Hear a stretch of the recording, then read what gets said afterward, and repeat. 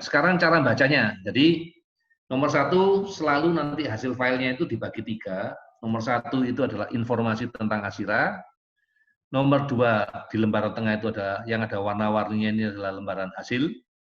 Dan yang ketiga yang paling belakang itu adalah apa yang diperiksa, apa yang dites. Oke. Sekarang kita baca. Ini. Jadi nanti cara bacanya begini. Lembarannya dikeluarkan, ya. Lembarannya dikeluarkan seperti ini. Ini saya besarkan biar mudah dibaca. Yang nomor 1 dilihat itu amplifikasinya berapa.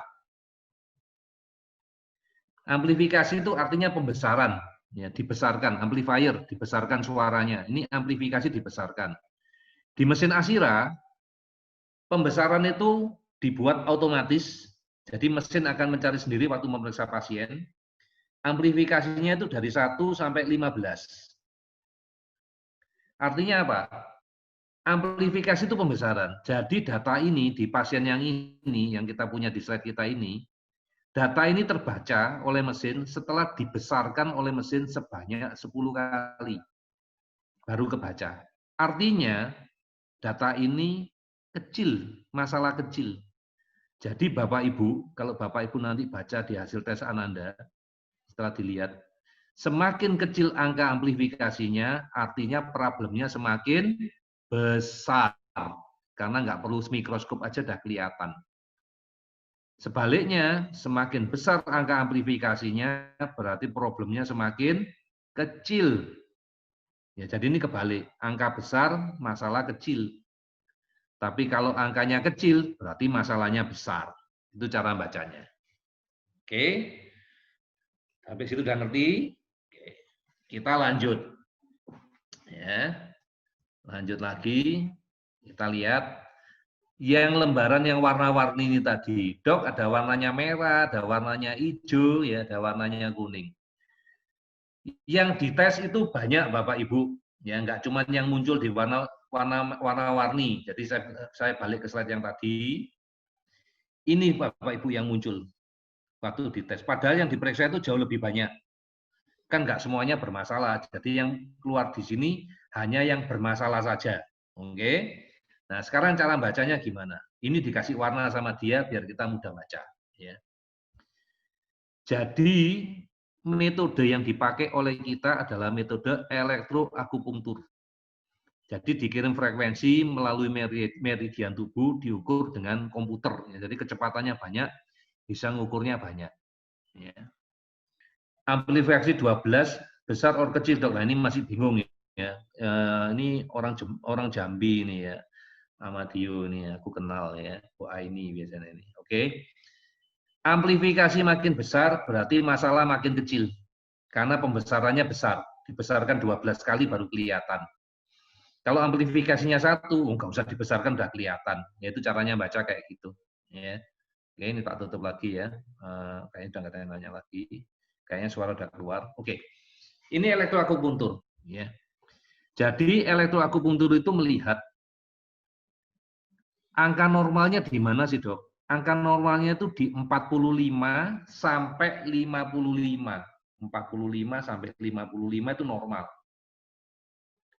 Semua yang di bawah 45, berarti 0 sampai 44, itu jelek. Di atas 55 sampai 100, ya itu jelek juga. Tapi beda. Lebih jelek yang kuning, yang di sini dibandingkan yang sini. Kalau yang di sini, tubuh masih mampu melakukan kompensasi. Tapi kalau yang di sini, tubuh sudah gagal melakukan kompensasi. Ya. Jadi kalau kita lihat warna kuning lebih jelek dibandingkan warna merah. Ya. Oke, sampai sini sudah mulai jelas ya. Nah, sekarang kita lihat contoh. Ya, kita lihat ini ada yang lagi nanya sebentar. Aku balik lagi ke chat. Ya, bukan parah, besar. Ya, amplifikasi 2 berarti besar. Nggak usah digedein aja, udah kelihatan. Ya, oke. Oke, sampai kalau nanti aku bisa monitor, aku jawab. Ya. Nah, sekarang kita baca punya pasien ini tadi. Ya. Yang dites apa dok? Yang dites ini loh, FUT2 RS602662. Ini tentang apa? Nanti sabar ya. Yang jelas warnanya merah. Angkanya di mana? Ada di dalam kurung ini. Angkanya ada 62. Ya, 62 berarti merah ada di sini. Ya, si waiting room sebentar. Pak admit dulu. Udah lihat join. Ya, oke. Kemudian kalau kita lihat yang kuning misalnya ini, MTHDW1L, oke, angkanya 35, berarti di bawah. Ya. Jadi begitulah caranya dia ngasih warna, ya caranya kita baca. Kemudian yang di bawah dari jadi yang warna merah atau kuning itu adalah apa yang diperiksa dan bermasalah. Yang tidak bermasalah nggak akan ditampilkan di sini. Oke. Nah, kemudian hasilnya apa? Hasilnya yang hijau di bawahnya ini hasil pemeriksaannya dia ini apa? Ternyata FUT2 RS602662 itu single mutasi. Oh, nanti tak jelaskan apa artinya. Ya, karena ada yang double mutasi, ada yang no mutasi. Ini tentang apa? Tentang mutasi. Dan ini gen tentang apa? Gen tentang hubungannya dengan asam folat, ya dengan plasma vitamin B12. Ini nanti saya jelaskan. Jadi sekarang kita baru tahu caranya membaca. Gimana caranya interpretasi membaca hasilnya tes ini kayak apa. Ya, sudah ya, mulai jelas ya. Mulai warna, mulai cara bacanya sudah. Kita lanjut. Sekarang kita ngomong tentang tes metilasi atau epigenetik. Ini sebetulnya tes tentang apa? Oke, ini loh yang namanya metilasi atau epigenetik. Kenapa penting buat tubuh? Karena ini menunjukkan ekspresi genetik dan untuk perbaikan DNA. Artinya apa? Kalau keadaan ini kita biarkan, kita abaikan, di masa depan itu punya resiko untuk jadi penyakit tertentu. Gitu. Ya, Bu Dahlia mau nanya, silakan Bu Dahlia ditulis aja, ya. Ditulis aja pertanyaannya, nanti saya baca. Ya. Yang kedua, metilasi atau epigenetik ini penting terhadap proses inflamasi atau peradangan. Karena anak-anak kita, kalau kita bilang ini kan anak alergi. Loh, kok alergi? Iya, alerginya nyerangnya ke otak. Kita nyebutnya sebagai brain alergi. Makanya anak-anak ini di terapi alergi aja sudah membaik gitu loh. Nggak usah yang kita ngomong autis atau yang macam-macam, nggak usah. Kenyataannya memang alergi. Ya, nanti saya jelaskan. Ini aku sambil nunggu chat dari Ibu tadi, sudah tak klik ya. Mungkin agak lemot di tempat saya. Kemudian proses epigenetik ini sendiri perlunya untuk apa? Untuk mendetoks hormon, detoks bahan kimia, dan detoks logam berat. Jadi kebayangkan Bapak Ibu kalau proses ini gagal di tubuh anak-anak, ya pantesan di anak kita chemicalnya banyak, pantesan ada gangguan hormon, pantesan ada logam beratnya, ya normal lah ya. Dan proses paling penting ternyata di sini adalah masalah produksi dan daur ulang dari antioksidan. Dan antioksidan ini hanya bisa diproduksi oleh tubuh, yaitu glutathione. Karena di luar tubuh produk ini kurang efektif, ya peresapannya jelek, gampang rusak, gampang macam-macam. Ya, jadi intisarinya ya proses pembentukan antioksidan. Nah, antioksidan dipakai apa? Ya untuk ini loh, untuk menyerang, untuk mengatasi inflamasi atau proses peradangan. Ya, yang diakibatkan oleh apa? Radikal bebas. Nah, radikal bebas itu di otak menyebabkan apa? Kematian sel. Nah, kalau selnya mati, yo kemampuan kita menurun, ya kognitifnya turun, semua turun. Ya, gitu doang ya. Ini kayak lingkaran setan biasa ya. Biasa lah, ini masa kecil. Kemudian metilasi ini hubungannya sama apa? Sama pembentukan neurotransmitter. Kemudian dia menentukan yang mau diproduksi yang mana sesuai dengan kebutuhan dari orang tadi. Untuk fokus ya butuh dopamin, untuk lebih tenang butuhnya serotonin. Ya gitu. Ya. Ini juga proses ini pentingnya untuk apa? Produksi energi dan kesehatan mitokondria. Mitokondria itu generatornya sel, ya, yang membuat proses pembakaran di dalam sel. Ya. Lanjut ya. Dan ini juga penting untuk imun sistem kita melawan infeksi. Nah, sekarang kita maju lebih lanjut nih. Dok, gambarannya metilasi kayak apa sih? Kepingin tahu, Dok, penasaran, Dok. Ini loh gambarannya. Mantap ya gambarnya ya. Pertama kali saya kuliah ini juga nangis. Oh, apa sih mau dibaca ya? Ya coba dilihat tuh kotak-kotak yang warnanya hijau-hijau itu loh. Nah, ya itu yang kita tes.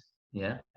Ada MTR, MTHFR, ya, VDR, COMT, SOD, GST. Inilah yang nanti kita cek yang ada di dalam ASIRA. Coba kalau tidak percaya saya tunjukkan slide-nya yang tadi, yang di atas. Ya. Yang ini aja lah, atau yang di bawahnya. Yang ini aja. Yang nih, GAMT, G6PD, FUT2. GIFTCN3, MTA, HFCR. Ini semua yang kita tes ada di dalam sini loh, Bapak Ibu. Mantap ya. Seru ya isinya ya. Nah, dulu saya juga gitu, makanya saya bodoh. Ya, tapi begitu saya ketemu guru Inggris saya cuma ngomong satu, tolong jangan fokus sama yang aneh-aneh itu. Ini ilmu dinosaurus. Maksudnya apa? Ini ilmu zaman dulu. Ini hanya menunjukkan faktor resiko penyakit. Kalau kamu tidak memenuhi jadi apa? Nah, supaya bacanya gampang karena tulisan ini juga kecil, aku coba gedein yang bagian ini nih. Ini ya, yang tak gedein ya. Yang ini tak gedein. Nih. Jadi sebetulnya semua diawali oleh asam folat, nanti berakhirnya jadi glutathione. Tanda panahnya cuma ke sana aja. Ini proses-proses yang lainnya seperti ini. Ya. Dok, gangguannya di MTHFR, dok. Nah, kemungkinan kamu gangguannya di magnesium, gangguan di asam folat, gitu loh. Dok, gangguannya saya ada di asam aminosistein, dok. Ya berarti kamu nggak bisa membuat glutathione. Jadi sebetulnya gampang gitu loh. Jadi tinggal dilihat di mana, terus mereka baca ke belakang gangguannya apa. Nah, kalau saya setelah diajar guru saya cuma ngomong satu, tolong dokter Rati lihat.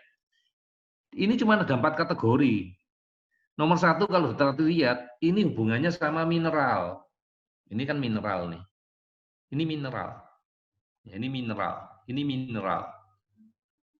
Yang kedua hubungannya sama vitamin. Ini vitamin. Ini vitamin. Ini vitamin. Ini lihat gambar yang kecil. Lalu sama apa lagi?